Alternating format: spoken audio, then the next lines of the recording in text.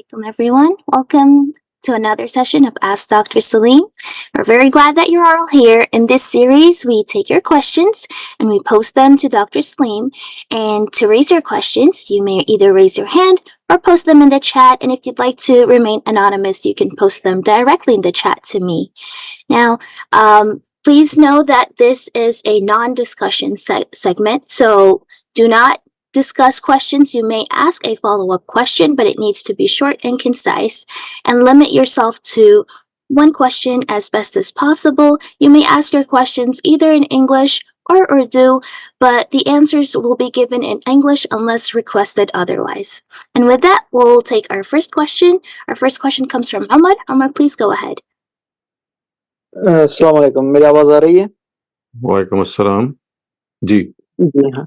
Doctor साहब शहजाद, मेरा दो छोटे बहुत शॉर्ट क्वेश्चंस है। पहला, कुरान में सूरह रात में आयत नंबर 3 में अल्लाह ताला फरमाते हैं कि हमने फ्रूट्स को दो पेयर्स में यानी मेल्स और फीमेल्स में बनाए हैं, सारे फ्रूट्स को, यानी वो कुल आता है ऑल।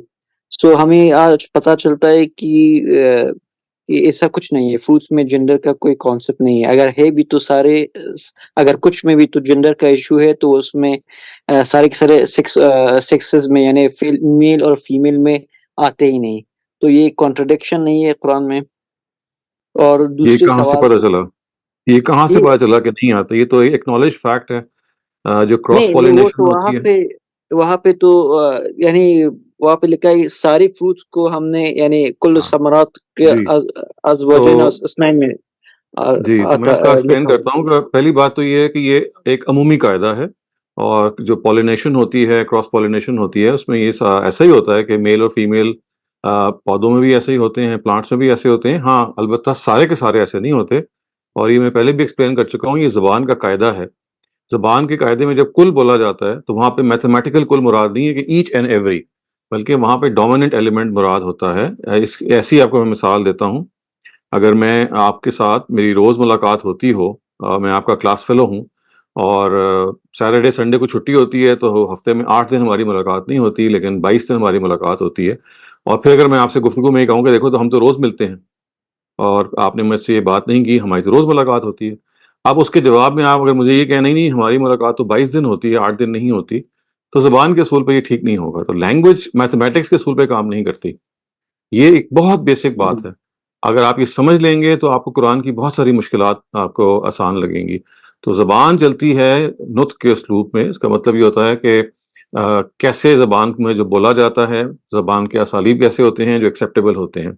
सो अगर फ़र्ज़ कीजिए, जैसे मैं आपको उसी मिसाल को आगे बढ़ाऊँगा, कोई आदमी ये कहे जी कि आप तो झूठ बोल रहे हैं कि आप रोज़ मिलते हैं, आप तो 8 दिन नहीं मिलते महीने में। हालाँकि ये बात अगरचे ठीक है, लेकिन ज़बान में एक्सेप्टेबल है कि अगर मैं आपको महीने में 20-22 दिन मिलूँ और मैं आपसे कहूँ कि मैं आपसे रोज़ मिलता हूँ हर महीने, तो ये एक माना हुआ उसलूब है। तो कुरान ने भी बिल्कुल उसी उसलूब में कहा है कि हमने हर पौधे को इस तरह से बनाया है। और पौधों से आगे बढ़ के देखिए, कुरान मजीद ने सूरह ज़ारियात में ही कहा है कि वमिन कुल्लि शैइन खलक़ना। आप तो पौधों की बात कर रहे हैं, अल्लाह ताला कहते हैं कि हमने हर चीज़ को जोड़ा-जोड़ा बनाया। सूरज और चाँद, मर्द और औरत, ज़मीन और आसमान। तो वहाँ पे भी यही वमिन कुल्लि शैइन, वहाँ पे भी लफ्ज़ कुल आया है। तो वहाँ भी अगर आप तलाश करेंगे, तो आपको एक्सेप्शंस मिल जाएँगी। तो यहाँ पे एक्सेप्शन से नहीं चलना आपने, यहाँ ज़बान के जो कायदे हैं उसके मुताबिक चलना है। जी, शुक्रिया। एक और शॉर्ट क्वेश्चन है Go ahead. कुरान करीम में आप जब एक सूरह सवाल एक माइदा वक्त में कीजिए, ताकि जब सबके बारी हो जाए ना, फिर आपकी अगर बारी आएगी तो फिर आप देख लीजिए। बिल्कुल शॉर्ट था इसीलिए। अच्छा अमर, प्लीज जरा जल्दी आप ओके कंसाइसली पूछ लें।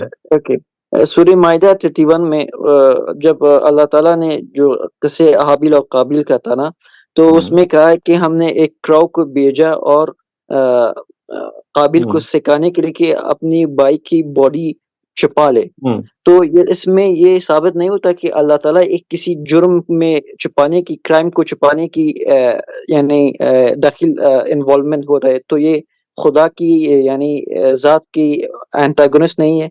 नहीं, ऐसा नहीं है। वहाँ ये मकसद नहीं है बताने का कि अल्लाह ताला ने उनको ये बताया कि अगर आपने जुर्म कहो तो आपने छुपाना कैसे है। वहाँ तो ये बताया है कि अगर जुर्म करें तो इंसान को शैतान खुद ही सुझा देता है कि जुर्म जो है उसको हमें छुपाना चाहिए। लेकिन उसने ये भी नहीं किया।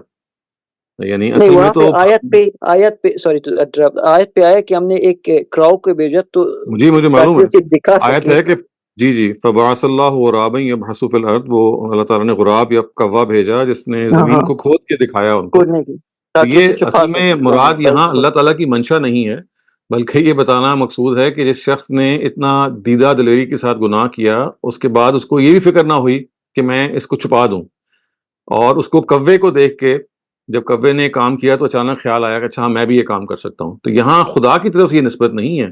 खुदा की तरफ से परिंदा भेजने की जो निस्बत है, उसका मतलब ये है कि खुदा ने उनको ये चाहा कि आप कौवे को फ़ॉलो करें। वो तो ये बताया है कि अल्लाह ताला की कायनात में तो ये सारे काम होते रहते हैं। तो वो कौवा जब वो आया, तो उसको देख के उनको एहसास हुआ कि हाँ, काश मैं इसकी लाश ही छुपा देता। तो ये निस्बत अल्लाह की तरफ इस वजह से नहीं है कि अल्लाह ताला को सुझा रहे हैं कि आपने अपनी जुर्म को कैसे छुपाना है, बल्कि ये इस पहलू से है कि अल्लाह ताला की कायनात के अंदर बहुत सारे काम होते रहते हैं और लोग अच्छे कामों से भी इल्हाम हासिल करते हैं और बुरे कामों से भी। लेकिन तो डॉक्टर ये साहब वहाँ इस पे तो पर साफ साफ लिखा हुआ है कि खुदा ने हुक्म दिया उस कौवे को जाने के लिए, यानी ये जी ऐसा ही है। स्पेसिफाइड यानी वो एक अल्लाह इल्हाम ताला ने था। वो तो कुरान का अल्फाज ही है, फबअसल्लाह, अल्लाह ताला ने भेजा। यानी खुदावन ताला ने ये भेजा ये बताने के लिए कि कौवा जो है वो अपनी नेचर में क्या करता है, ताकि वो ज़मीन को खोदे और ज़मीन के अंदर अपनी खुराक को छुपाए या निकाले। अल्लाह ताला ने तो ये काम किया है। बाकी काम तो उन्होंने किया है ना, यानी बाकी काम तो काबिल ने किया कि अच्छा जी मुझे भी अपना जुर्म छुपाना चाहिए। खुदावंद ताला का भेजने का ये मकसद नहीं था कि वो जुर्म छुपाएँ अपना। वहाँ तो ये ज़रे वैसे नहीं है मसला। वहाँ तो देखें पूरा का पूरा जो किस्सा है सूरह माइदा में, वो तो ये बता रहा है कि जो बेगुनाह कत्ल किए जाते हैं लोग, वो उनका जो गुनाह है, यानी अगर वो दिफा में दूसरे को कत्ल करते हैं तब भी उस गुनाह उनके सर ज़दा हुए ना। यानी जिसने हम्म, जानबूझ के कत्ल किया वो है ना, अल्फाज यही है कि आप अगर ये काम करेंगे तो मेरा गुनाह और आपका गुनाह दोनों आपके सर हो जाएगा। वहां तो पूरे के जी, पूरे जो किस्से का मकसद ये है समझाने का, ये आगे की जो बात है वहां तो सिर्फ कव्वे तक अल्लाह ताला ने काम रखा है, बाकी काम तो उन्होंने सोच के किया। अच्छा, शुक्रिया। Okay, Dr. Saleem, our next question asks, I have become so sensitive while engaging in normal discussion with relatives and hmm, colleagues of opposite gender, like getting unwanted evil thoughts. Sometimes I even feel precum when I'm not lusting after them, okay. even though I have respect for them in my heart. Because of some scholarly opinions, I am in a dilemma. I have become hmm, hypersexualized just because of hmm, different opinions of different scholars. It's become hmm, so difficult for me to address someone by looking at their face. Am I hmm, sinful for my unintended thoughts and desires if I still hmm. continue my conversation by avoiding those?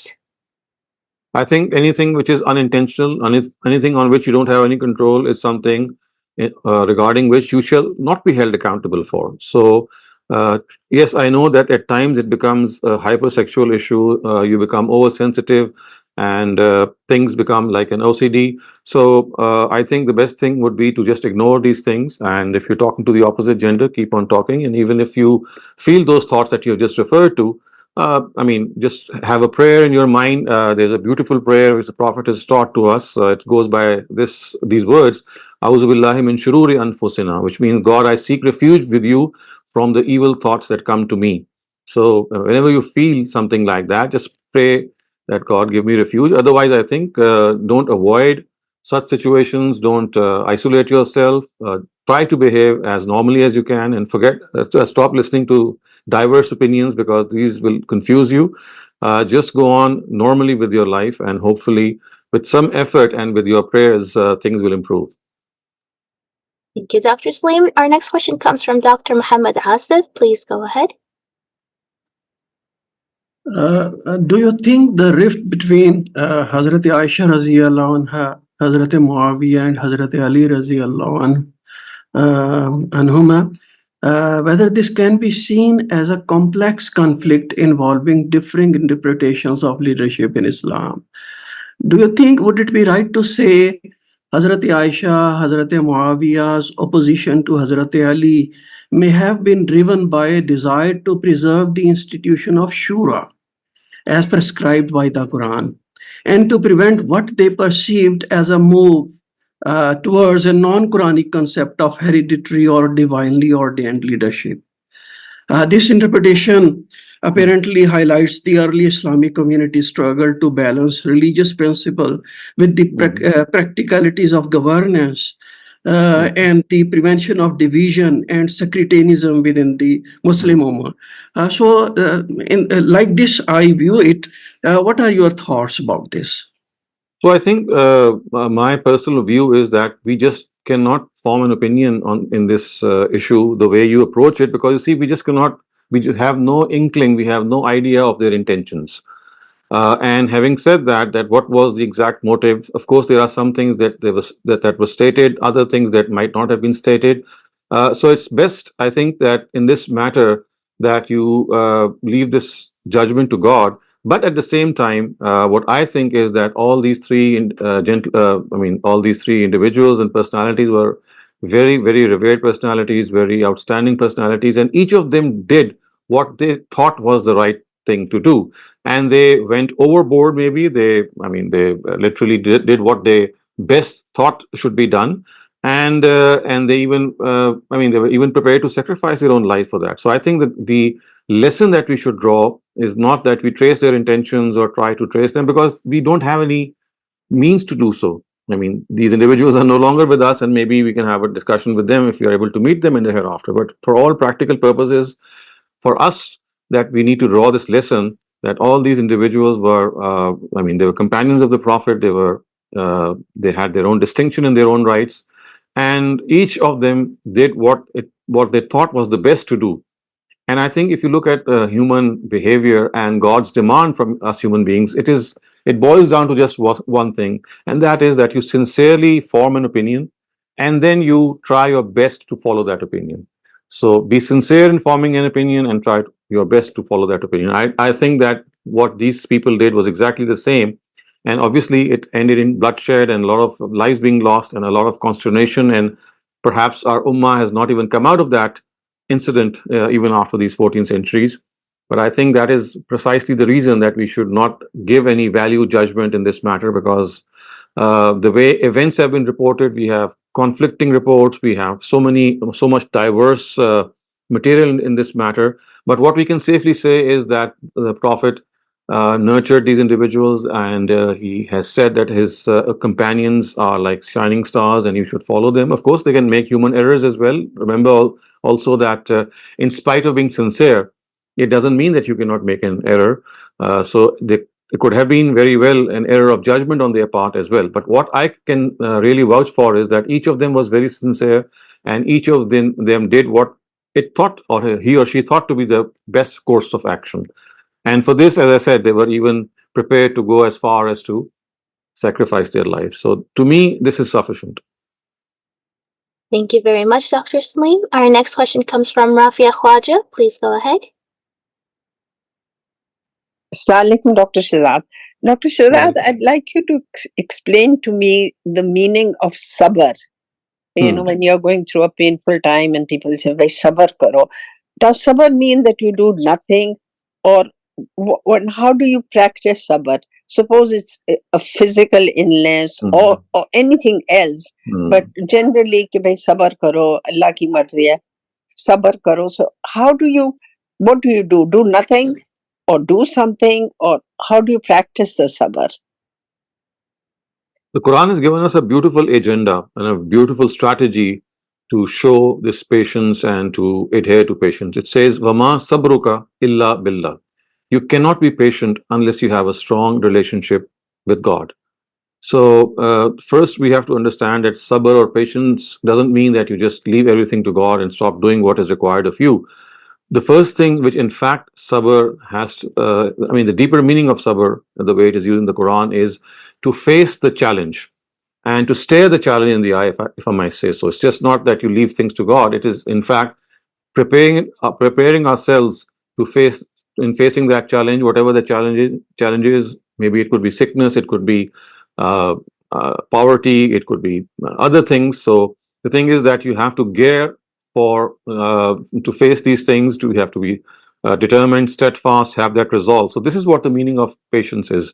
But then the next question is that how should that trait be nurtured in us? So that is where the Quran has said, "Wama sabruka illa billah." If you want to be patient, if you have you want to have that resolve in you, that strength in you, then this can only be acquired if you have a deep relationship with God. And that deep relationship with God has numerous aspects. For example, to always think about Him, to thank Him for His favors, which is a huge thing, to always turn to Him whenever we do something wrong, to express our forgiveness for other people, and ask, of course, forgiveness from God Almighty. So this is how we directly remain in touch with God. And then, of course, through His scriptures, the Quran and the previous scriptures, reading them, because reading them gives us a comprehension of God and brings us closer to God.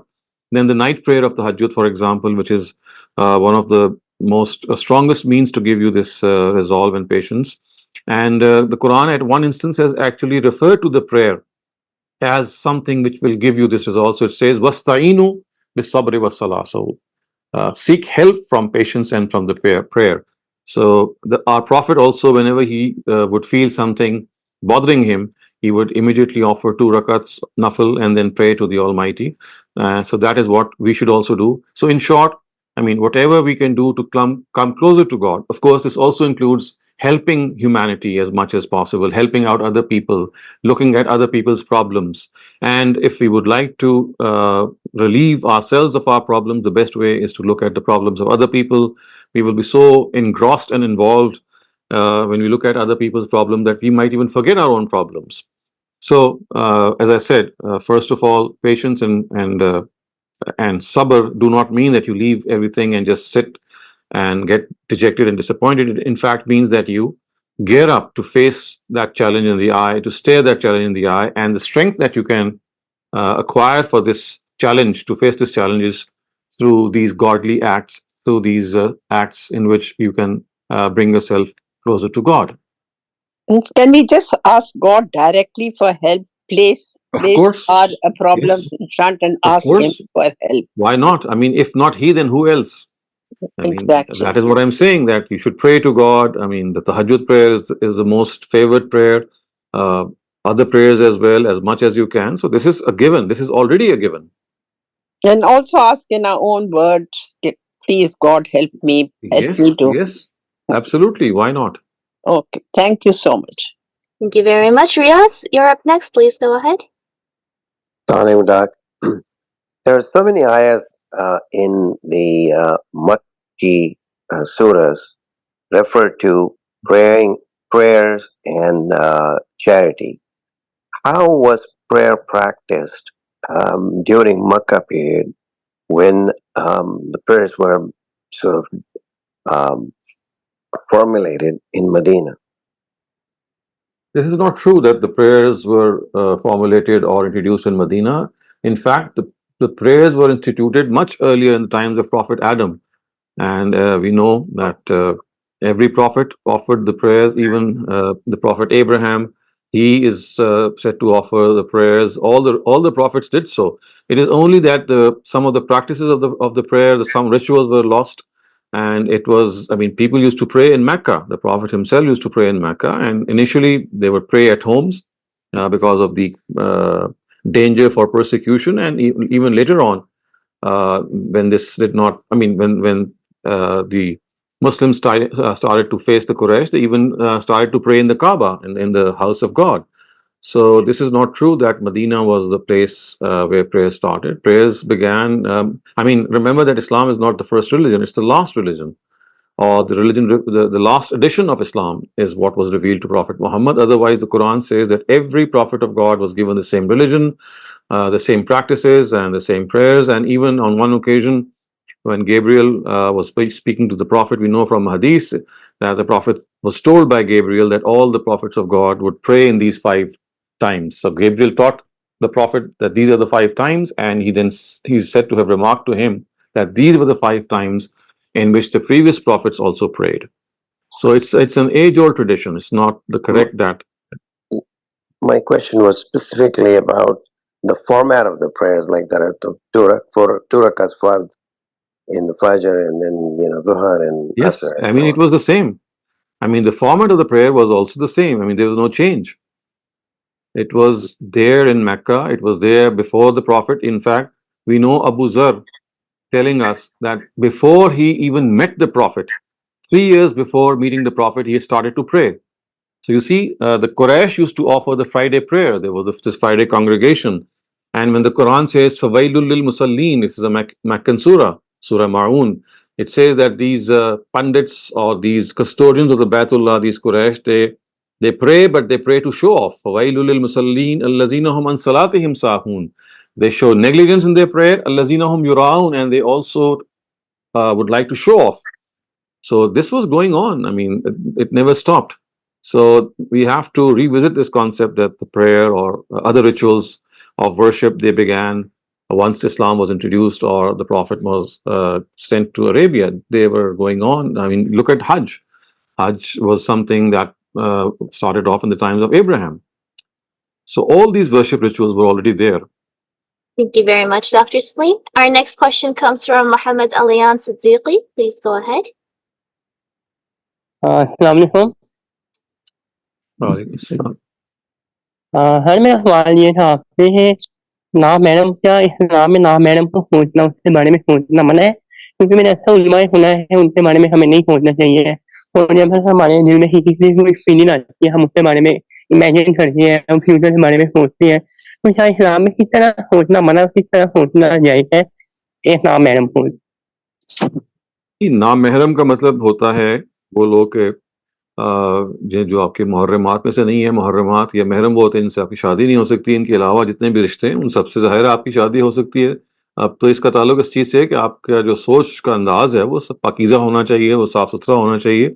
कभी बुरे ख्याल भी आ जाते हैं इंसान को, इंसान है। तो अभी जैसे एक सवाल के जवाब में मैंने कहा कि जब कभी बुरा ख्याल आए तो नबी सल्लल्लाहु अलैहि वसल्लम की बहुत अच्छी दुआ है, आऊज़ु बिल्लाहि मिन शुरूरि अनफुसिना, ए खुदावंद ताला मुझे अपनी नफ्स के जो शुरूर हैं, नफ्स की शरारतें हैं, उनसे बचा। तो ये तो एक ऐसी आजमाइश है जिसमें हम सब मुब्तला हैं। हमें सब बुरे ख्यालात या ऐसे ख्यालात आते हैं जिसमें हम शर्मिंदा हो सकते हैं। बल्कि सहाबाए कराम ने नबी सल्लल्लाहु अलैहि वसल्लम से पूछा कि हमें ऐसे ख्यालात आते हैं कि हम आपसे शेयर भी नहीं कर सकते, हम बताएं तो हमें शर्म सी आएगी। तो नबी सल्लल्लाहु अलैहि वसल्लम ने कहा ज़ाकल ईमान, ये ईमान की निशानी है कि आप ये सवाल ही पूछ रहे हैं क्योंकि आप मुतनब्बे हैं कि भाई आपको बुरे ख्यालात आ रहे हैं और आप बचना चाहते हैं। सो पहली बात यह है कि इससे कोई परेशानी नहीं होनी चाहिए, हर इंसान को आ सकते हैं और आते हैं। आपको कोशिश करनी है कि अपने ख्याल को डाइवर्ट कर दें, कोशिश करनी है कि अपने ध्यान को भी डाइवर्ट कर दें, और कोशिश ये करनी है कि जब इस तरह का ज़्यादा मामला हो, अपनी रूटीन को, अपने अपने सराउंडिंग को चेंज कर दें, कहीं और चले जाएं, कोई और काम करना शुरू कर दें। और जैसे मैंने कहा, अल्लाह ताला से ये दुआ मांगें। मेरा जनरली सवाल ये था, एक होता है बुरा सोचना, यानी कैजुअल के बारे में सोचना, वो नहीं, वैसे बंदा सोचता है, तो इसमें कोई इस्लाम ने मना किया है? नहीं, वो उसकी नौयत क्या है सोचने की? और जब आपके दिल में किसी की फीलिंग है, वो आप इमेजिन करते हैं मेरी ऐसी शादी हुई, हम यूं खड़ी ऐसी कोई है बात नहीं है। आप अगर आप किसी के बारे में सोचते हैं कि फलां से आपकी शादी हो जाए और आपको नामहरम है, ये ख्याल तो आ सकता है। अगर उसमें कोई और मजीद कोई आमेजिश नहीं है, महज इस तरह की बात है, तो ये तो एक प्रपोजल के तौर पे ही आपके जहन में आएगा ना। फिर अगला स्टेप ये है कि भाई क्या मुमकिन भी है, क्या हो भी सकता है। सो ये तो एक नेचुरल प्रोसेस है। ये देखें, दुनिया में कोई भी आप काम करेंगे उसका पहले ख्याल ही आता है। वो ख्याल जो है उसको परस्यू करना असल चीज होता है कि कहाँ तक परस्यू करना चाहिए। Thank you very much, Dr. Saleem. Can you please tell us which ayah is this dua in? So this is not in the Quran. This is a hadith dua. A'udhu billahi min shururi anfusina wa min sayyiati a'malina. Just Google this. You'll find the whole dua. Thank you. Abrar, you're up next. Please go ahead. मेरा question था कि एक रवायत पेश की जाती है इजमाए उम्मत के दिफा में कि मेरी उम्मत कभी गुमराही पर जमा नहीं होगी, तो इस रवायत का सही मफहूम प्लीज बयान कर दें। और अगर ये रवायत सही है तो कैसे पूरी की पूरी उम्मत हयात मसीह और नुज़ूल महदी के हवाले से गुमराही पर जमा होगी? मैं आपको इसमें ये कहूँगा कि मेरे उस्ताद और आपके भी उस्ताद होंगे, जावेद अहमद गामिदी, उसमें उन्होंने एक नोट लिखा है इजमा पे, क्योंकि ये इस रवायत को इजमा के दलील के हक के तौर पे पेश किया जाता है। उस पर उन्होंने एक पैराग्राफ लिखा है, अगर आप उसको पढ़ लें आपको तशफ़ी हो जाएगी। ये रवायत का वो मफहूम नहीं है जो आमतौर से समझा जाता है। रवायत तो कमज़ोर है, लेकिन चूँकि लोगों ने इसको बना लिया है, एक बुनियाद बना लिया है, लिहाजा इस वजह से इसको टैकल करना पड़ता है। अदरवाइज़ कुरान मजीद की आयत है जिसको लोगों ने इजमा की बुनियाद बनाया, और उसके बारे में भी कहा जाता है कि इमाम शाफी ने जब ये कॉन्सेप्ट उनके जहन में आया कि इजमा होना चाहिए, तो 100 मरतबा उन्होंने कुरान पढ़ा और उसके बाद उनको जो आयत समझ में आई वो मशहूर आयत है, वमन युशाक़िक़ि रसूला मिन बअदि मा तबय्यन लहुल हुदा, वो आयत सूरह निसा में है। ये जो रवायत आपने पढ़ी है, लन तज्तमिअ उम्मती अला ज़लाला, ये लोग कोट करते हैं, लेकिन जैसे मैंने अर्ज़ किया कि रवायत भी कमज़ोर है और इस पे जो गिरफ्त की गई है, अगर आप उसको उनके यहाँ पढ़ लीजिए। Thank ये you very मज़मून much. कहाँ पे मिलेगा मुझे? उनकी जो किताब है मकामात। Thank you, Dr. Saleem. Abdurrahman, you're up next. Please go ahead. Assalamu alaikum, Dr. Saleem. वालेकुम अस्सलाम। Sir, I had this question about free will choice, right? We are put in this test of free will, and we are given a choice to select the good and the bad. But suppose let's for a moment think that God shows himself through some way or another form, or maybe he does some action in this world that we come to know that God is there. We still have our own choice, and we will willingly accept him, right? So why does God does not want to show himself in this world? I mean, this question has to be posed to God. I cannot answer on his behalf. How can I say that? You see, all that I can do and you can do is to follow what he has actually chosen to do, or try to understand that. Why he did not do certain other things, this is a question that can only be posed to him. So you see, what I and you and maybe other individuals can do is that they try to understand what he has done, what is the hikmah or the wisdom behind what he has done, and what he has not chosen to do. I mean, you could have asked this question as well, that why did he wish to create human beings at all? We don't have an answer to this question, because see, this would be like sitting in the mind of God. So I think that we should ask questions that are humanly possible to answer. Otherwise, I will just be conjecturing or speculating on behalf of True. God, and this would not be right on my part. Got it, sir. Yeah, thank you. Thank you so much. Thank you. Bisma, you're up next. Please go ahead. Assalamualaikum, Dr. Saleem. So my question to you is, I've become very comfortable saying my prayers in the car when I'm commuting, and so much time spent out of the house that, sometimes, I've become very comfortable with that. So my question to you is, I've become more kind of focused on the fact that the time is important. If the time is at Asar, I don't want to miss my Asar, so I'll just say it as opposed to getting home. And so being focused on the time and just saying it in the car when there are lots of times I just do tayammum or niyat of tayammum because the wuzu is not there. How is that? Is that okay? Because sometimes I feel it's just too comfortable and too easy.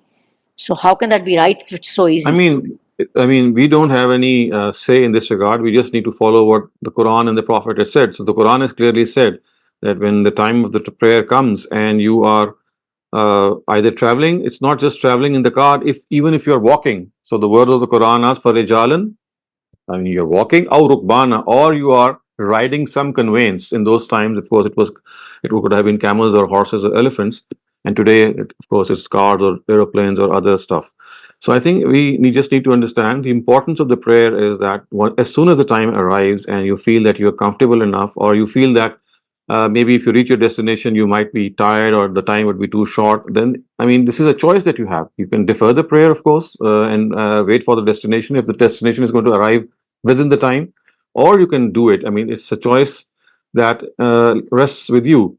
At times, you feel like deferring it until you reach your destination. At times, you feel that because the time is maybe short, or maybe now that you have the prayer at hand, it's best to have it to get it over with because it's a responsibility. And of course, at times you can just mix and match. At times pray, at times defer it. So all these things are left to the choice of the individual. And if you make it a persistent habit of praying in the car at the time of the prayer arrives, also make this some part of this to your knowledge as well, that you see prayer is the name of that God connection. So how strong is that connection? I mean, how far you can go. So obviously in our cars or other conveyance, it does get compromised. So we cannot fully concentrate, and of course there are other hazards also. So I mean, so that is why I would say should not make a habit of it, because it's not just the question of praying on time. Another important, or maybe more important, is your connectivity to God, how optimum it could be. and how Hmm. more focused it could be. So I mean, so these are various components. Time is important, focus is important, attention is important. So I mean, keeping all these things in mind, again, it's a choice that individuals have to make. Thank you so much, Dr. Saleem, for that.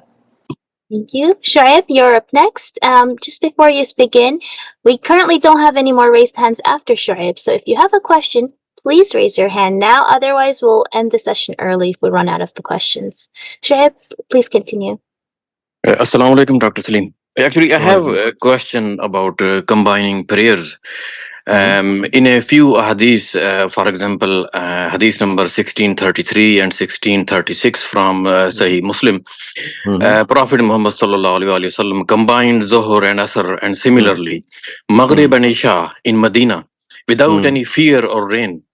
So Mhm. kindly give your opinion about this and about the authenticity of these hadiths. Thank you. So these narratives are absolutely soundly prescribed. Is not a problem of their authenticity. What they mean is that it is not just fear or rain because of which the Prophet combined the prayers. There were other reasons as well. So people have generally understood this to mean the opposite, and they think that only, I mean, it's not just fear or rain. It could be nothing at all because of which the Prophet combined prayers, and that is what many Shiite brothers do. So this is not what the hadith actually means. It means that he did not merely combine because of these causes. There were other causes as well. For example, discomfort. For example, illness. Could be several other things. So the basic thing is that the Prophet extended or extrapolated, I can say, the Salatul Khawf, which is mentioned in the Quran, in which it is said that whenever you are, whenever you are on jihad, and the time of the prayer comes, then you can shorten your prayer. So that is how the Quran treats it. But then the Prophet extended or extrapolated, as I said. So extrapolation means that you draw an analogy. So basically, what exactly was the reason for shortening the prayer when you were in jihad? It was that discomfort. It was that a lack of secure feeling. So wherever that lack of discomfort or secure feeling can be extended to, the Prophet did extend that. And that is what the hadith is saying, that this lack of discomfort is not just because of rain or because of fear. There could be other reasons as well. That's what it is. What's meant by this narrative. Thank you very much, Dr. Saleem. Salman Aziz, please go ahead. अस्सलाम वालेकुम sir. वालेकुम अस्सलाम। Sir मेरा सवाल मनासिक हज के बारे में है। आपकी एक वीडियो थी जिसमें आपने कहा था कि रबी के हमारे यहाँ जो राइज वक्त हैं ज़वाल के बाद वगैरह, ये जरूरी नहीं है क्योंकि नबी सल्लल्लाहु अलैहि वसल्लम की अलग से ताकीद नहीं फरमाई। तो इस टिप को वाकई मैंने इस हज में लाइव सेलिंग पाया था। बहुत से लोग जो डेथ हुई इनकी वो ज़वाल के बाद ही करके जो है वो रमी जाना चाह रहे थे वापस, और अनफॉर्चुनेटली वीडियोस भी ऐसी आई लोगों की डेथ हुई। इस चीज को देखते हुए सऊदी गवर्नमेंट ने भी एक दिन के बाद अनाउंस किया कि रात को 1 से लेकर सुबह 9 बजे तक रमी का टाइम होगा, फिर जमरात बंद कर दी जाएंगे।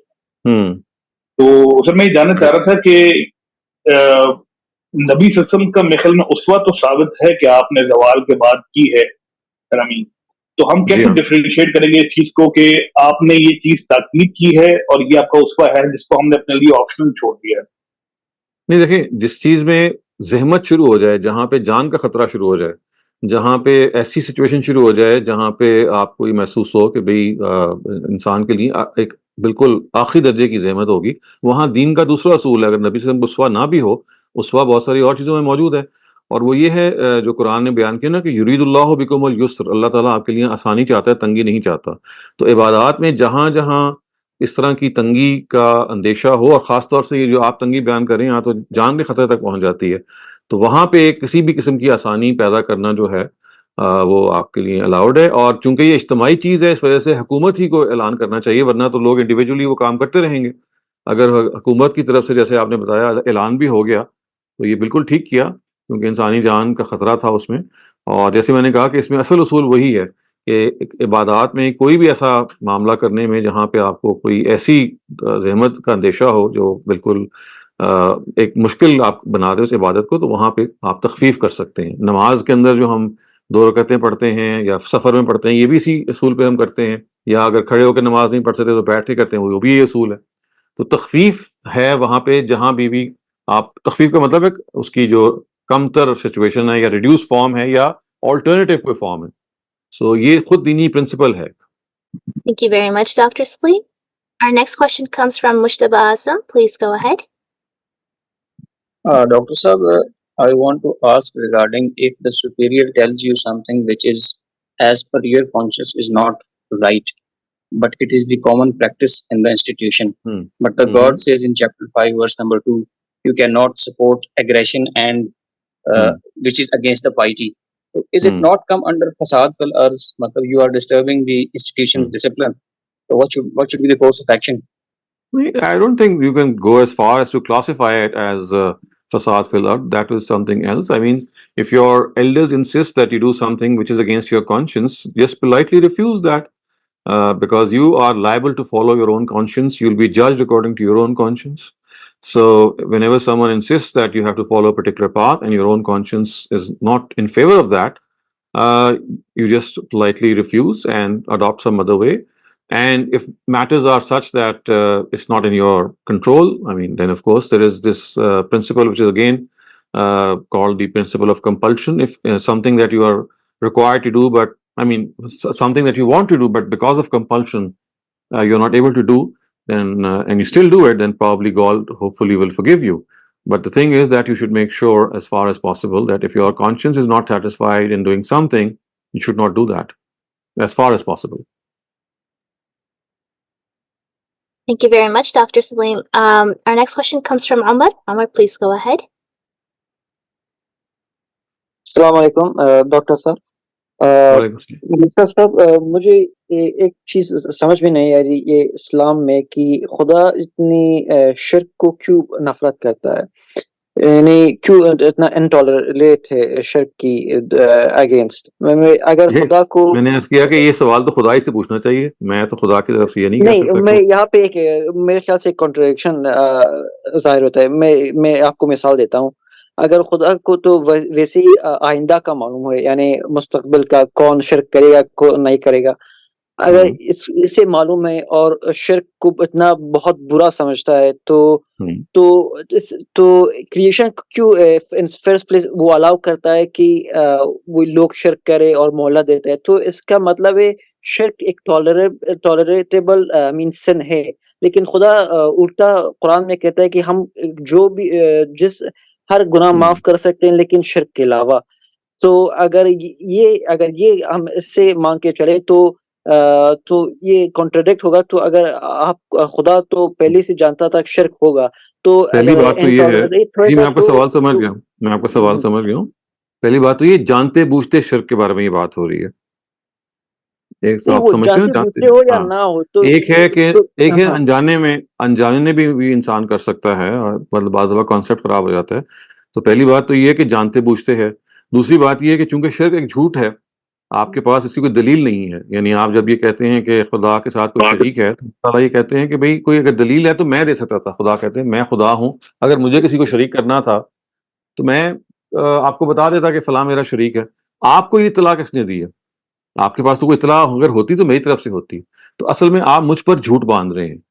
تو اس جھوٹ باندھنے کی سزا انہوں نے یہ چوز کی ہے کہ یہ ایک غیر معافی شدہ سزا. سزا کی جو شدت ہے یہ اللہ تعالیٰ ہی چوز کر سکتے تھے.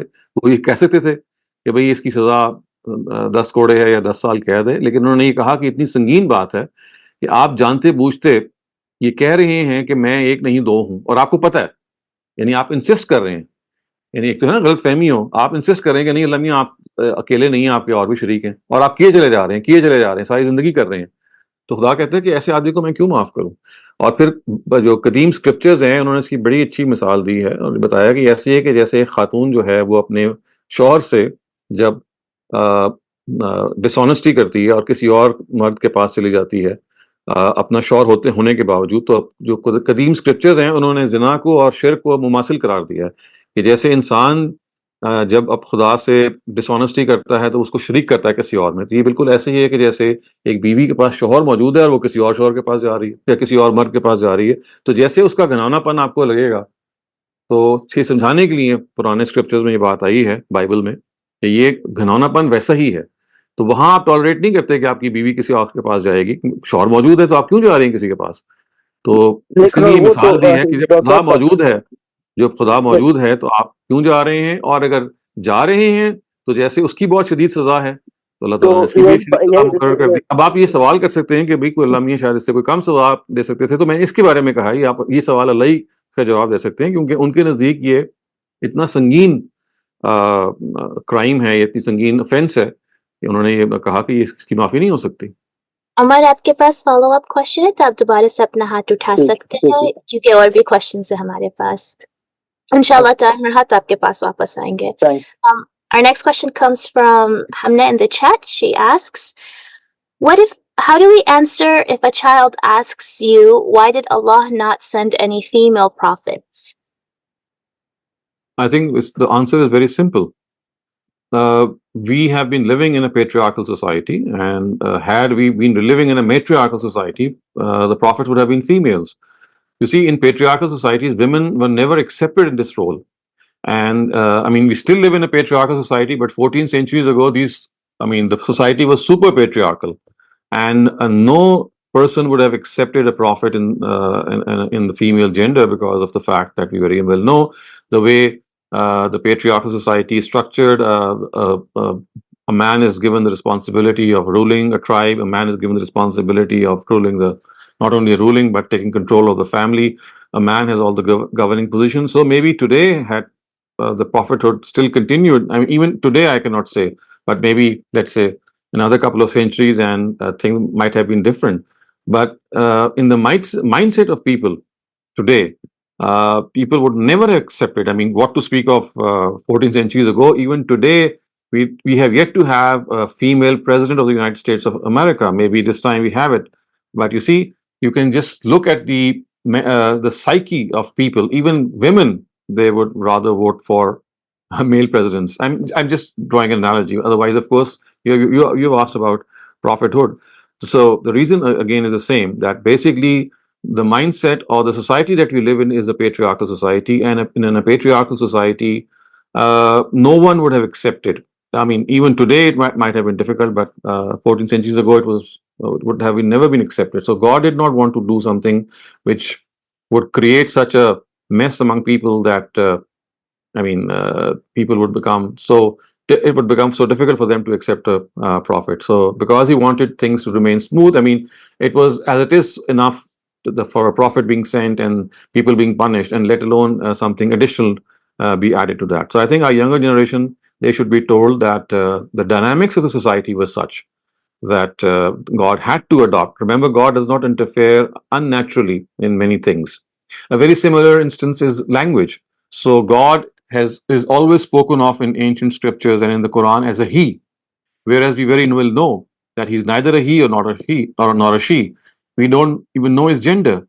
But why is it that human beings chose him or any deity or any god to have he as the gender? Because again, the association of power and things which are associated with power and maybe majesty and splendor and strength and security, all these things, they get associated with the male gender. So once again, we find not only the Quran but previous scriptures talking of God in the he gender. That again is something which is deeply rooted in linguistics and in the cultural norms of the society. I mean, God could have maybe created a new gender for God, but that would have been very strange. And the Quran, as it is alien. It would have become even more alien to people. So he did not choose to.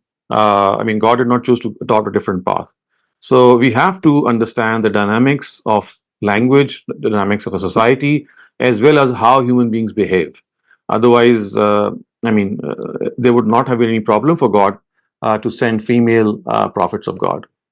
Thank you very much, Dr. Saleem. Basit Farouk, please go ahead. And just a reminder for everyone, we're running short on time, so please try to keep your questions very concise. Thank you. Basit Farouk. अस्सलाम वालेकुम doctor साहब। वालेकुम अस्सलाम। Sir, मेरा सवाल ये है कि ये जो कुरान को पढ़ने के बारे में कहा जाता है कि कुरान की एक हर्फ पढ़ेंगे तो 10 नेकियां मिलेंगी। और जाहिर है अरबी हमारे लिए एक फॉरेन लैंग्वेज है। मैं आपको अगर चाहें तो जरा यहाँ रोक दूं कि ये रवायत बिल्कुल ज़ईफ है। یہ ہمارے یہاں مشہور ہو گئی ہے، ایسی کوئی چیز نہیں ہے. یہ ہمارے ہاں ایک انتہائی ضعیف روایت ہے جو زباں زد عالم ہے. ہر آدمی اس کے بارے میں کہتا ہے. یہ روایت موجود ہے لیکن بالکل ضعیف روایت، بالکل انوتھینٹک روایت. سر اس سے ایک مسئلہ یہ ذہن میں آتا ہے، جیسے میں اجمی ہوں، میں پاکستانی شہری ہوں، تو میرے لیے عربی سیکھنا یا اس کو سمجھنا ایک لمبا پروسیس ہے. نہیں، تو میں نے اگر تو آپ کو میں جواب دے دیا قرآن ہے کہ وہ اگر تو روایت ٹھیک ہوتی تو پھر کوئی آگے بات ہوتی. وہ روایت ہی ٹھیک نہیں ہے، اصل میں وہ ہمارے ذہنوں میں بٹھا دی گئی ہے. سر میں نے آج سے یہ نکال دی اپنے ذہن سے. اگلا سوال یہ ہے کہ میرے لیے اگر میں صرف اردو میں قرآن پڑھوں تو وہ کافی ہے؟ بس اتنا سوال. بالکل آپ کے لیے کافی ہے، آپ کی ہدایت کے لیے بالکل کافی ہے، لیکن اچھا اس جی، میں تو کچھ ہدایت بھی ہے چیزیں مطلب. ہیں. آپ کی جی ہدایت کے لیے کافی ہے لیکن کچھ چیزیں آپ مس آؤٹ کر دیں گے اگر آپ عربی نہیں جی سیکھیں گے. جیسے مثال جی کے جی طور پہ دیکھیں نا، یہ خدا آپ سے مخاطب ہے. تو جی اگر اس کو میں ایک بہت معمولی مثال، بڑی ایگزیکٹ نہیں، معمولی مثال، اگر آپ کو اقبال کا شعر سمجھ میں آ جائے اس کی اپنی زبان میں، علامہ اقبال کا، جی جی آپ جی جو آپ حظ اٹھاتے ہیں، جو آپ اس میں ایک محسوس کرتے ہیں اس کا امپیکٹ، وہ نہیں ہے جو ترجمے کے ساتھ کرتے ہیں. تو وہ صحیح امپیکٹ پہ صحیح. تھوڑی بہت کمی ہو جاتی ہے، ایک بات. اور دوسری جو جی چیز آپ کو کمی محسوس ہوگی وہ یہ ہے کہ اگر آپ قرآن مجید سے اس طرح سے آگاہ نہیں ہیں تو دیکھیے جی قرآن مجید کا ایک بہت بڑا مصرف ہے نماز میں قرآن پڑھنا. تو اللہ جی تعالیٰ یہ چاہتے ہیں کہ ہم زیادہ سے زیادہ نماز میں قرآن بدل بدل کے پڑھیں. آپ کو مختلف حصے یاد ہوں، اور یاد ہونے کا مطلب یہ نہیں ہے کہ بس زبانی یاد ہوں، ان کو آپ سمجھ کے پڑھیں. تو وہ صحیح. چیز ہے کہ اگر آپ اپنی زندگی میں کچھ حصہ، کچھ ٹائم اس پہ ڈیوٹ کریں کہ قرآن کا ترجمہ میں پڑھتا رہوں اور ٹیکسٹ پڑھتا رہوں، کیونکہ عربی کا ٹیکسٹ جو ہے وہ آپ نماز میں تو عربی نہیں، اردو نہیں پڑھ سکیں گے جہاں پہ عربی کا جی ٹیکسٹ اردو بھی پڑھنا ہوتا ہے.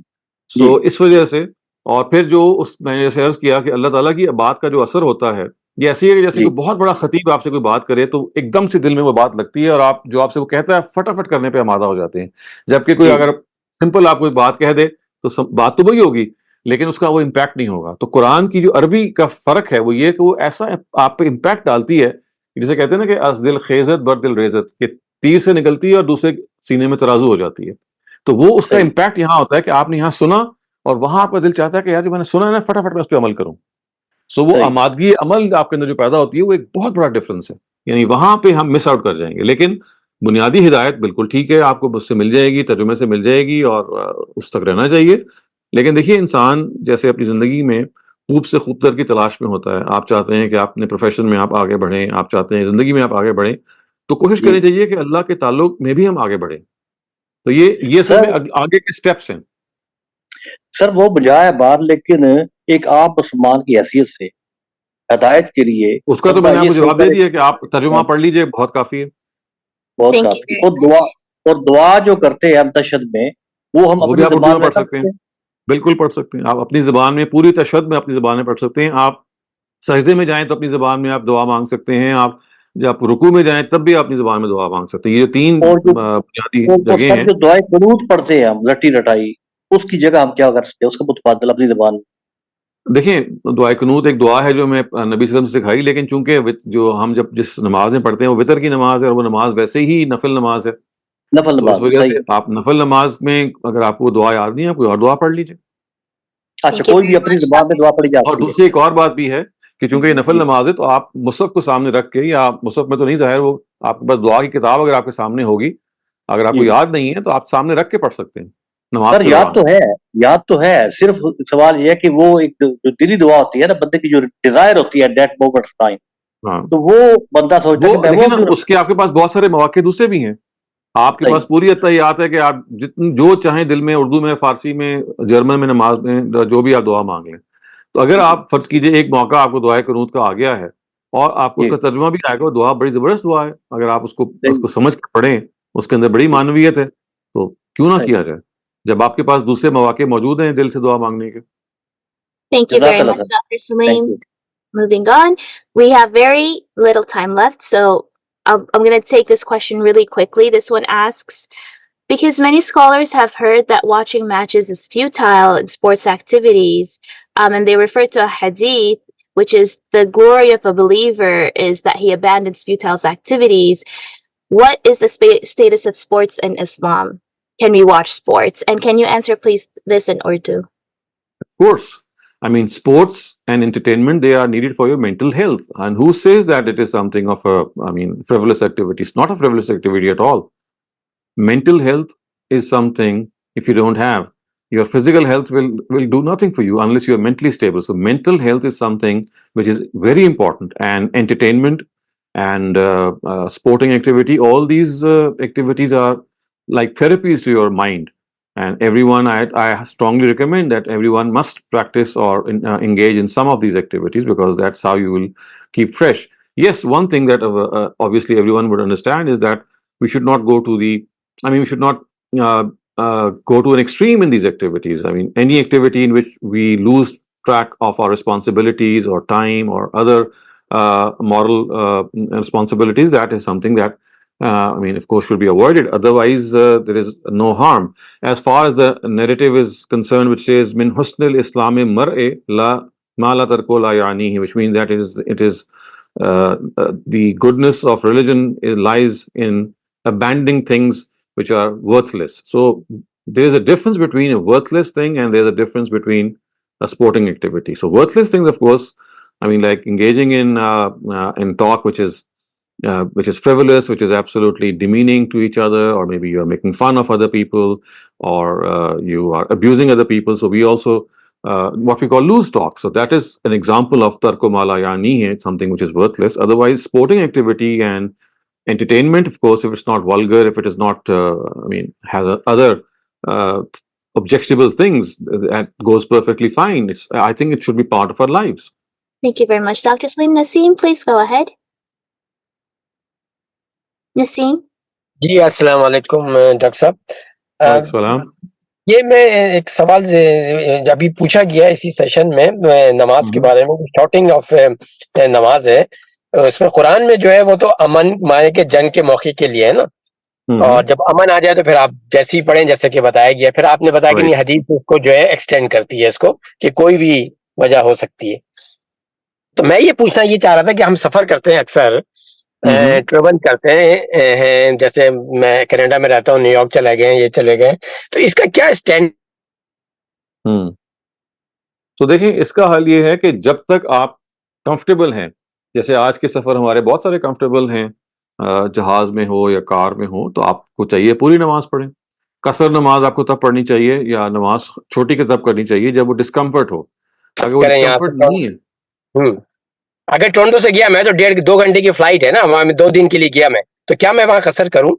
نہیں، میں آپ کو وہی جواب دے رہا ہوں نا کہ اگر آپ کو ڈسکمفرٹ کی فیلنگ اگر ہے تو آپ 2 گھنٹے کے آدھے گھنٹے کے وقفے بھی کر سکتے ہیں. اس کا تعلق گھنٹوں سے نہیں ہے، نہ اس کا تعلق مسافت سے ہے. اس کا تعلق اسی داخلی کیفیت سے ہے کہ آپ آپادھاپی میں ڈسکمفرٹ میں ہیں کہ نہیں ہیں. جب تک آپ ڈسکمفرٹ میں ہیں آپ نماز قصر کر سکتے ہیں. اگر وہ ڈسکمفرٹ نہیں ہے، گاڑی میں ہو یا جہاز میں ہو یا کسی اور مینز آف کنوینس میں ہو، تو اگر نہیں ہے ڈسکمفرٹ تو آپ کو نہیں کرنی چاہیے، پھر پوری نماز پڑھنی چاہیے. اس کا تعلق ہی ڈسکمفرٹ سے ہے. تو مطلب یہ کہ یہ طریقہ جو ہے وہ ہم جو کرتے ہیں وہ پھر غلط ہے نا. ہمیں پھر اگر وہاں سے ہم اطمینان سے ہم پہنچ گئے ہیں اور وہاں گھر میں ہیں تو ہمیں پوری نماز پڑھنی چاہیے. جی ہمارے ہاں جو طریقہ رائج ہے اس میں یہ ہوتا ہے کہ لوگ بتا دیتے ہیں جی کہ اتنے میل پہ سفر کریں، اتنی مسافت پہ آپ کریں، یا ایسے جو مینز آف ٹرانسپورٹ ہے. ایسی کوئی چیز نہیں ہے. اگر آپ نبی صلی اللہ علیہ وسلم کی زندگی کا مطالعہ کریں گے تو آپ کو لگے گا کہ کبھی انہوں نے 9 میل پہ کر دیا، کبھی انہوں نے 10 میل پہ بھی نہیں کیا، کبھی انہوں نے ایک سفر پہ گئے تو زیادہ دیر بعد نہیں کیا، جلدی کر دیا. تو سب روایات کو اگر آپ جمع کریں گے اور قرآن کی روشنی میں ان کو سمجھیں گے تو صاف معلوم ہوتا ہے کہ جہاں آپ کو یہ محسوس ہوا ڈسکمفرٹ آپ نے وہاں کر دیا. اور یہ پھر اس کے لیے کوئی رول نہیں بنایا جا سکتا، یہ ہر آدمی کا داخلی فیصلہ ہے. ہو سکتا ہے کہ آپ کے ساتھ آپ کے بھائی یا آپ کی بیوی ٹریول کر رہی ہوں، جو سفر آپ کے لیے مشقت کا باعث بن رہا ہو ان کے لیے نہ بن رہا ہو، یا ریورس بھی ہو. تو یہ ہر شخص کا اپنا فیصلہ ہے، لیکن وہ فیصلہ اسی بنیاد پر کرے گا کہ ڈسکمفرٹ ہے. I got it. Thank you. جزاک اللہ. Bhatti, you're up next. Please go ahead. السلام علیکم سر. وعلیکم السلام. سر میرا چھوٹا سا سوال یہ ہے کہ مجھے کسی نے سجیسٹ کیا تو میں نے قرآن پاک جلد ختم کرنے کے لیے نماز میں نے اسے دیکھ کے پڑھنا شروع کر دیا. پھر کسی میں بڑی جلدی ختم کر لیتا تھا. پھر کسی نے کہا نہیں بھی آپ فرض نماز نہیں کر سکتے، وہ کر سکتے ہیں، سنتیں یا نفل کر سکتے ہیں. میرا جو دورانیہ ہے قرآن پاک ختم کرنے کا مہینے سے 1.5 مہینے میں چلا گیا. تو کیا اس میں کچھ ہے مطلب؟ لیکن مجھے بہت مزہ آتا ہے کہ آپ جلدی ختم کر لیتے ہیں ہم پورے. جی ہاں دیکھیں، ریکمینڈڈ تو یہی ہے کہ میری بھی رائے ہے کہ فرض نماز میں چونکہ ہمیں ڈیکورم فالو کرنا چاہیے. جو نماز کی جو ایک فارمیٹ ہے نا، اسٹرکچر ہے، اس میں اگر آپ مصحف اٹھائیں گے یا دیکھیں گے تو وہ اسٹرکچر تھوڑا ڈسٹرب ہوتا ہے. تو نفل نماز میں تو یا سنن نماز میں تو یہ ٹھیک ہے, فرض نماز میں ایسا نہیں کرنا چاہیے, تاکہ ہم زیادہ سے زیادہ جو فارمیٹ ہے یا جو نماز کی جو حیت ہے, اسٹرکچر ہے, اس کے ہم قریب رہیں. اچھا ٹھیک, بہت بہت. میں نے وہ ابھی کبھی کبھی میں جب قرآن ختم ہو رہا ہوتا نا تو اس میں جلدی خواہش میں سمجھ گیا کر لیتا ہوں, لیکن ویسے میں نے وہ شروع کر دیا ہوا کافی دیر سے, وہی اس کے صرف سنتا ہوں. بڑی مہربانی, شکریہ, جزاک اللہ خیر. Abrar, please go ahead. سر میرا آخری کوشچن تھا کہ جیسے غامدی صاحب نے فرمایا تھا کہ جو پاکستان ہے وہ نیشن سٹیٹ کے اصول پر بنا ہے, تو اگر اب پارلیمنٹ کے اندر اسپیشل میجورٹی بھی مل جائے تب بھی پاکستان جو ہے وہ اپنی سٹیٹ جو ہے وہ اپنا نیچر نہیں تبدیل کر سکتا. تو میرا یہ کوشچن تھا کہ اگر اسے کسی ریلیجیس سٹیٹ کا مطلب بنانا, اس کا کیا پروسیس ہوگا آج کی ڈیٹ کے اندر, اگر ہم اسپیشل میجورٹی کے ساتھ بھی اس اسٹیٹ کا نیچر نہیں چینج کر سکتے؟ یہ ایک کار محال ہے, یہ آپ کر ہی نہیں سکتے. ایک اسٹیٹ کا جو فاؤنڈیشن جب نیشن اسٹیٹ کے طور پہ ہوئی ہے تو اس کی تبدیلی ہو ہی نہیں سکتی, یہ اسی جگہ پہ رہے گا, اس کو تبدیل نہیں کیا جا سکتا. یعنی یہ اس اصول پہ نہیں بنا کہ یہ صرف مسلمانوں کا علاقہ ہے. یعنی یہ جب قائد اعظم نے اس ملک کو بنایا تو اس کو نیشن اسٹیٹ کے طور پہ بنایا, اور یہی کمٹمنٹ سب تمام غیر مسلم شہریوں کی تھی. ایسا نہیں کیا تھا کہ جب پارٹیشن ہوا تو یہ کہا گیا کہ تمام ہندو اور سکھ جو ہیں وہ وہاں چلے جائیں اور وہاں کے سارے مسلمان یہاں آ جائیں. پھر تو یہ ہونا چاہیے تھا. اس اصول پہ ملک جب بنا ہی نہیں ہے تو جو ملک اس بنیاد پہ بنا نہ ہو اس کی حیت کو تبدیل نہیں کیا جا سکتا, اور یہ الاؤڈ بھی نہیں ہے. یعنی کہ ہم اس طرح کا کام کریں. یہ نبی صلی اللہ علیہ وسلم کے اپنے دور کے ساتھ خاص تھا کہ جس میں نیشن اسٹیٹ کے بجائے جو معاملہ تھا وہ فتوحات کے لحاظ سے چلتا تھا, اور وہاں پہ آپ کو اس کی اجازت تھی کہ آپ جو اتمام حجت کے بعد جن کو آپ نے مفتو کیا ہے ان پہ آپ جزیہ لگائیں. وہ آپ کے سیکنڈ ریٹ سٹیزنز ہوں گے ایک لحاظ سے, کیونکہ ان پہ جزیہ لگا ہوا ہوگا. اور وہ بنیادی طور پر, جیسے میں بہت دفعہ ایکسپلین کر چکا ہوں, کہ وہ سزا تھی جو اللہ تعالیٰ کے قانون کے تحت ان پہ نافذ کی گئی. وہاں پہ یہ مقصد بھی نہیں تھا کہ مسلمانوں کا ملک بنانا پیش نظر تھا. وہاں تو اصل میں نام ماننے والوں کو سزا دینا مقصود تھا کہ آپ رہ سکتے ہیں اسلامی مملکت کے اندر, لیکن آپ کو جزیہ دے کے رہنا ہوگا. تو وہاں پہ بھی مسلمانوں کو خاص نہیں کیا گیا. تو جو سب سے پیور ریاست بنی مدینے کی بھی, اور اس کے بعد بھی جب مسلمانوں کی رہی, اس میں بھی کہیں پہ بھی یہ نہیں کہا گیا کہ صرف مسلمانوں کی ریاست ہوگی. وہاں پہ بھی غیر مسلموں کے لیے موجود تھی ایک شک, صرف یہ تھا کہ وہ جزیہ دے کے محکوم ہو کے رہیں گے. تو اس وجہ سے یہ تو ممکن ہی نہیں ہے جو آپ کہہ رہے ہیں. Thank you very much, Dr. Saleem. Javed, you're up next. Please go ahead. جی شہزاد صاحب, یہ فالو اپ کوشچن ہے آپ کے رپلائی کا جو آپ نے باسز کو بھی تھوڑی دیر پہلے دیا اباؤٹ ریسائٹنگ قرآن. تو ہم جانتے ہیں کہ قرآن ایک ہدایت کی کتاب ہے, تو اس کا کیا مطلب ہے کہ آپ کے جو پچھلے رپلائی کا کہ قرآن مجید تلاوت کرنے کا کوئی ثواب نہیں ہے یا کوئی اجر کوئی اجر نہیں, بالکل بھی نہیں ہے. یہ ہمارے ہاں ذہن میں بات بٹھا دی گئی, قرآن پر عمل کرنے کا اجر ہے. یہ کوئی دیکھیں, یہ جنتر منتر کی کتاب نہیں کہ اگر آپ نے پڑھا اور اس پہ آپ پر اس کا ثواب آپ کو شروع ہو گیا. قرآن ایک آپ کے لیے پیغام لے کے آیا ہے, ایک گائیڈنس لے کے آیا ہے. آپ اس پہ عمل کرنا شروع کریں گے, اپنے اندر تبدیلی پیدا کرنا شروع کریں گے, جو وہ آپ سے کہہ رہا ہے اس کے بعد اجر کا معاملہ شروع ہوگا. یہ محض تلاوت تو دیکھیں نا, اس کا سوال کا جواب آپ آسانی سے اپنے سے پوچھ سکتے ہیں. کیا قرآن نے کہیں کہا ہے کہ اس کے پڑھنے کا ثواب ہوتا ہے؟ پورا قرآن اس سے خالی ہے. کیا کسی حدیث نے کہا ہے؟ تو یہ ایک ہی حدیث ہے. کبھی آپ اس کو اس کی تفصیل پڑھ لیں کہ یہ بالکل ضعیف روایت ہے. اور ہمارے ہاں اصل میں یہ میں اس کی تاریخ بیان کر چکا ہوں جب حدیث پہ ہم نے گفتگو کی تھی, میں نے کورس پڑھایا تھا کہ یہ فضائل کی جو روایات ہیں یہ بیان کرنے کا ایک دور رہا 34 صدی ہجری میں. اور اس وقت سے امام غزالی کے زمانے, آپ سمجھ لیجئے وہ زمانے سے آگے سے ایک ہمارے یہاں پوری ایک روایت پیدا ہوئی کہ وہ کمزور حدیثیں بھی ہم بیان کریں گے لوگوں کے اندر جذبہ پیدا کرنے کے لیے, یا قرآن سے ان کو قریب کرنے کے لیے, تاکہ ان کے اندر یہ رغبت ہو اگر وہ روایتیں کمزور بھی ہیں. تو یہ ایک سوچے سمجھے طور پہ, یعنی ایک انہوں نے معصومانہ, میں تو معصومانہ ہی کہوں گا, ایک اسٹریٹجی اپنائی کہ اگر روایت کمزور بھی ہے یا ضعیف بھی ہے یا موضوع بھی ہے, موضوع کا مطلب گھڑی بھی ہے, لیکن اس کے اندر کوئی بات ایسی بیان ہوئی ہے کہ جس کے نتیجے میں مسلمانوں کے اندر کوئی رغبت پیدا ہو رہی ہے دینی عمل کرنے کی, جیسے اس میں قرآن پڑھنے کی, تو ہم اس کو بیان کریں گے. اگر آپ امام غزالی کی احیاء العلوم الدین پڑھیں گے, جو ہماری کتابوں میں جو بڑی کتابیں ہیں اسلامی لٹریچر کی, اس میں سے اگر آپ 3 یا 4 بڑی کتابوں کا شمار کریں تو ان میں شامل ہے, تو آپ پوری آب و تاب سے دیکھیں گے ایسی روایات وہاں موجود ہیں. تو اس وقت سے اب تک ہمارے ہاں یہ ایک فینومینا ہے, ایک ٹریڈیشن چلی آ رہی ہے کہ ہم ضعیف روایتوں کو انٹرٹین کرتے ہیں اگر وہ فضل کو, یہ فضائل بیان کریں تو یہ ان میں سے ہے. نبی صلی اللہ علیہ وسلم سے اس کی نسبت بالکل متحقق نہیں ہے, مخدوش ترین چیزوں میں سے ہے یہ. سو ہم تو دو ہی ہمارے پاس سورسز ہیں نا, یا اللہ تعالیٰ کے پیغمبر نے کچھ کہا ہے یا قرآن مجید نے. قرآن نے تو کہا نہیں, پیغمبر نے جو کچھ کہا ہے اس کے بارے میں معلوم ہے کہ وہ ٹھیک نہیں ہے. تو اس کے بعد پھر جو چیز رہ جاتی ہے وہ یہ ہے کہ قرآن پھر کہتا کیا ہے. تو قرآن تو یہ کہتا ہے کہ آپ کو عمل ملے گا, آپ کو ثواب ملے گا اس عمل پہ جو آپ کریں گے. آپ اللہ کی راہ میں انفاق کریں, آپ نماز پڑھیں, آپ لوگوں کی مدد کریں, آپ خدا کے ساتھ تعلق کو مضبوط کریں, وہ کام کریں کہ جو اچھائی کے کام ہیں.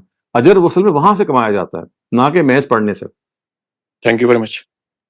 Thank you very much, Dr. Saleem. That was it for all the questions today. Thanks to all the participants who came by and asked all these wonderful questions. And thank you, Dr. Saleem, for taking the time to answer our queries and enlightening us more and more every month and every week. Inshallah, see you all tomorrow, another session of textual study of the Quran. And until then, assalamu alaikum wa rahmatullahi wa barakatuh.